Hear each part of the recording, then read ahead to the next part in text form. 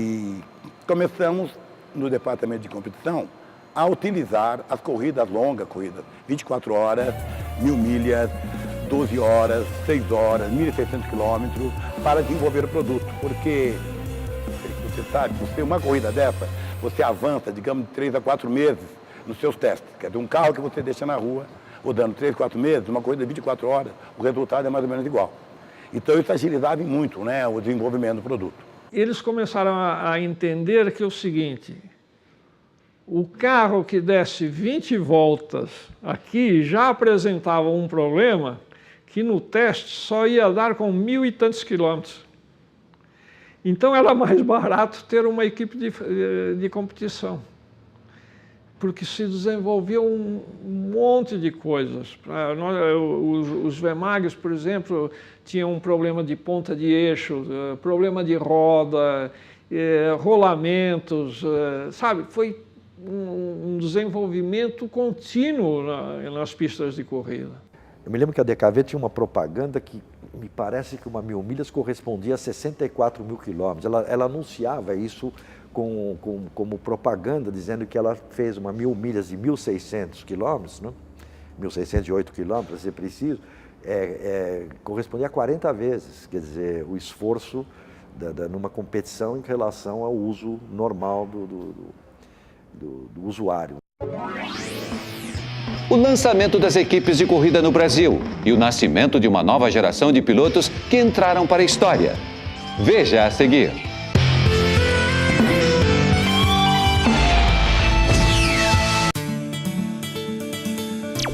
Super Pódium. Às segundas-feiras, na hora do almoço, a Race TV apresenta os resultados do final de semana no universo dos motorsports. Com a apresentação de Carlos Lua e Otávio Muniz, você acompanha o que rola nas pistas dos 5 continentes. As categorias mais importantes do planeta, você acompanha no Super Pódium. Foi dada a largada na temporada 2010 do Roda de Boxe. Quem mexeu nesse carro? Edgar Melo Filho e seus convidados em um bate-papo descontraído e irreverente. Quando ganha, é verdade. Tiraram 500 giros, deram uma restringidinha. Temas incríveis discutidos por quem conhece o universo dos motorsports. Roda de Boxe. Aqui conosco, junto com você, Race TV. Mais emoção em motorsport. Um olhar diferente sobre os bastidores e as curiosidades dos motorsports. A Race TV inova, levando até você o que as câmeras não mostram.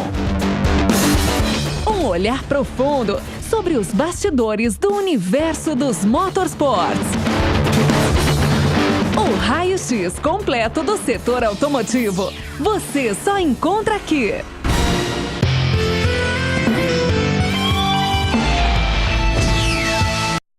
Em seguida da VMAG, que foi a primeira, veio a Willys Overland, que tinha a fabricação das Berlinettes, dos Renaults, né? A Cinca, a Chambord, a Cinca do Brasil com os Chambord. Depois veio também a Alfa Romeo com os JKs. E em seguida, ao longo do tempo, Volkswagen se envolveu, GM se envolveu. A DKV, ela corria na classe até 1000 centímetros cúbicos, o motor DKV era 2 tempos, 3 cilindros e motor de 1000 cilindradas, de 1 litro. A Willys tinha os Gordines, que era 850, que era também a categoria inferior. E a JK, a Alfa Romeo, era 2000, e a Cinca, com motor V8, era 2,5 litros. Então tinham categorias diferentes, né? Cada um na sua categoria. E isso criou uma condição no Brasil muito interessante, porque essa disputa das fábricas criou uma necessidade de fazer um regulamento FIA, um regulamento internacional. E contratou-se os melhores pilotos, né? Era o Christian Reis, o Eugênio Martins, o Ciro Caires, o Bird Clemente, Luiz Pereira Bueno.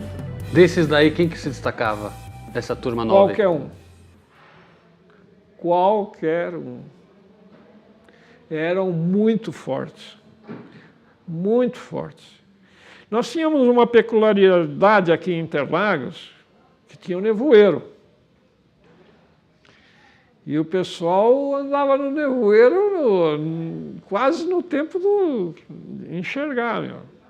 E com isso tudo apareceu, na verdade, uma nova geração de pilotos, porque os pilotos até então que corriam de carreteira eram pilotos que tinham oficina mecânica, à noite preparava o carro e no final de semana ia para as corridas.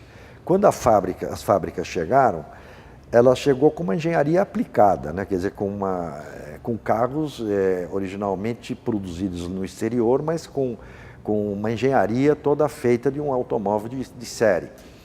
E isso criou, vamos dizer, uma expectativa muito grande dos jovens pilotos, os mais novos, com 15 anos, 16 anos, da possibilidade de eles correrem de automóvel também. Eu guiei com os maiores pilotos do Brasil, sem dúvida nenhuma. E eu queria ver o diabo, não queria ver o Wilson Fittipaldi. Ele tinha uma coragem, uma disposição, sabe? Quando eu me pegava com ele, voava pedaço, viu? Porque era de indigesto. O Moco era fantástico, ele tinha uma facilidade para guiar qualquer tipo de carro, tanto que você vê que quase que ele foi campeão mundial. O Emerson era o primeiro da classe, o cara que levanta mais cedo, que estuda tudo, que, sabe, ele se preparou sempre, e ele, por isso que aconteceu.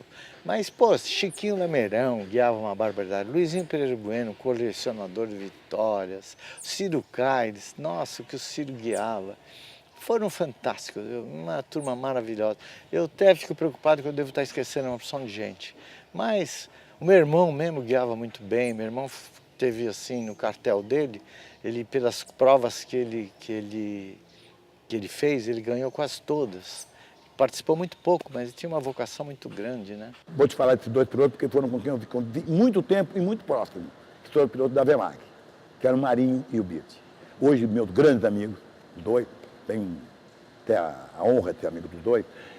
O Marinho era muito técnico e o Bird muito arrojado, você entendeu? Eram duas, tanto que numa pista, digamos, que você tinha, vamos dar exemplo, em Interlagos, eu estou para te dizer que o Bird era até mais rápido que o Marinho. No circuito de rua, o Marinho era mais rápido que o Bird. A equipe mais importante para o Brasil foi a Willis. Tinha bastante dinheiro para gastar em corrida de automóvel. O presidente da Willis era um sujeito para frente, era um herói de guerra, um aviador.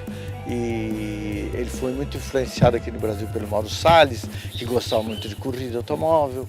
E trouxeram a fabricação da Berlinette para cá, a Berlinette, o Coupé e os conversíveis ali em Interlagos, que eram os Alpine A109.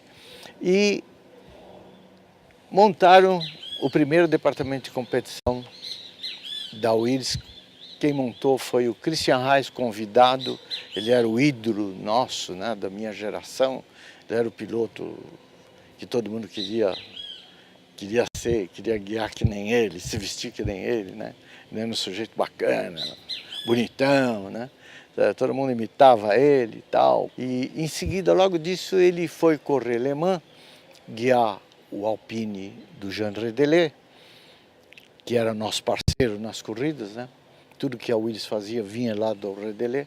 E ele morre em Le Mans. Ele teve um acidente, ele morreu e ficou uma lacuna muito grande, porque foi muito sentido esse momento. Com a morte do Christian Reis, logo no começo da Willis, o Greco assumiu o departamento de competições da Willis. E o Greco, embora fosse um grande estrategista, mas ele não tinha conhecimento mecânico. Não tinha conhecimento nenhum. Então o que ele fez? Começou a trazer muita coisa de fora. Começou a trazer da França todo o equipamento dos carros da Renault, que são os carros da Willis, né? E aí nós começamos, em primeiro lugar, ter um pouco mais de informação, porque o Greco trazia muita coisa, é claro que a gente via. E aí a rivalidade ficou mais forte, porque seriam, na realidade, os carros nacionais contra os carros importados. Quando assumiu o departamento de competição da Willis, a primeira coisa que ele fez foi vir na minha casa, me convidou para ser piloto da Willis. O Christian ia fazer muita falta. E para me seduzir, aí eu me tornei o primeiro piloto profissional. realmente foi esse o momento. Ser piloto de uma equipe oficial já era uma vitória, porque você não tinha que despender de nada, de dinheiro nenhum, para preparar seu equipamento. Então você era um piloto da fábrica, já era tranquilo, porque você corria, era piloto da fábrica, com tudo coberto, despesa, viagem, etc. e tal. Os pilotos não ganhavam, né? Os pilotos até, a grande maioria pagava para correr. Tinha que comprar o seu pneu, sua gasolina. Entende? Nós tivemos isso na 1000 milhas de 66, de Vermag, que a fábrica não participava mais como fábrica, e os pilotos queriam correr, então a fábrica disponibilitou o carro e todo o material que nós tínhamos no departamento, desde que não gastasse um tostão mais, não nada, porque a Volkswagen não queria nem ouvir falar em corrida. E aí cada piloto tem que sair na rua, a cata do seu óleo, do seu gasolina, do seu pneu, então o piloto não ganhava. Os primeiros pilotos a ter algum benefício de fábrica por guiar automóvel foi o Birgio e o Marinho na Vermag. Quando a Vermag começou a fazer muita propaganda em rádio, televisão, promovendo os DKV, usando o meu nome do Marinho como os dois pilotos e fazendo propaganda do carro, vence aqui, vence lá, sensacional, colecionador de vitórias, papapá, DKV e tal. Eu falei com o Marinho, falei, Marinho, eu acho que o nosso trabalho está tendo valia. Eu vou pedir alguma coisa para eles. O Marinho ficou louco, ele falou, você está louco, você vai arrumar uma encrenca para nós dois, nós vamos perder essa boca aqui, somos os dois que corremos de graça. Você... Não, eu cheguei para o seu Bilic, falei com ele, que eu achava que seria tão bom para eles e melhor para nós, se a gente tivesse um carro de frota para cada um usar, né? Depois de 15 dias, a reunião da diretoria chamou toda a imprensa, deu um carro para cada um, e para nós era uma glória, né? Pô, a gente tinha um carro da fábrica para usar. E o primeiro salário, praticamente, foi quando eu fui para a Willis. Porque com a morte do Christian, eu e o Marinho, nós trabalhávamos muito, né? Nós andamos muito, nós ficamos dias, às vezes, sem sair da pista, né? E eu estava muito preparado. Então, para me tirarem da Vermag, tiveram que me seduzir com vantagens, com salário e tal. E assim eu fui para a Willis. A cadeira do carro era disputadíssima, né? Naquela época era um carro só que ia para a pista. Não é que nem hoje, cada um tem o seu carro, não. Naquela época era um carro só, descia um e entrava o outro. Pô, quando o cara entrava no teu carro e baixava o teu tempo, era uma coisa. Eu acho que até por isso que o automobilismo brasileiro se alavancou tanto. Então, por exemplo, o primeiro piloto virava um tempo, o chefe de equipe chegava para você só, o Bird, o Luiz Pereira Bueno, o Wilson, virou esse tempo, se vira. Se você reclamasse muito, olhava para trás, tinha 40 para sentar no teu banco, né? Nesse mesmo período, ele reuniu. Era eu, o Luizinho Pereira Bueno, o Wilson Fittipaldi guiando as Berlinettes. E guiando os Renault Gordini, ele convidou o Chico Lameirão, o José Carlos Patti, o Carol Figueiredo e logo em seguida veio o Emerson. Desse grupo, os únicos que não foram para a Europa fui eu e o Carol Figueiredo. Vamos dizer, a Europa da nossa época, né? Porque no passado, se você olhar toda a história, você vai ver Fritz Doré correndo de Fórmula 1 na Europa, você vai ver Chico Landi correndo de Fórmula 1 na Europa, Gino Bianco, você vai ver alguns pilotos, mas foram participações esporádicas, nunca foi, vamos dizer, uma temporada cheia. Um dos pioneiros, vamos dizer, que abriu uma visão de poder para a Europa, foi o Ricardo Ascar e o outro o Avalone, Antônio Carlos Avalone.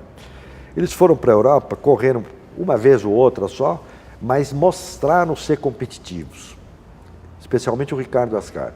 O Ricardo ganhou uma corrida de Fórmula Ford na Europa, no final de 68, e isso inspirou muito o Emerson a ir para a Europa. O Ricardo e o Luiz, eles fizeram um teste em Brands Hatch, foi muito bom, e aí receberam um convite de fazer parte do time do Stirling Moss, tá? E eles ganharam 12 corridas seguidas.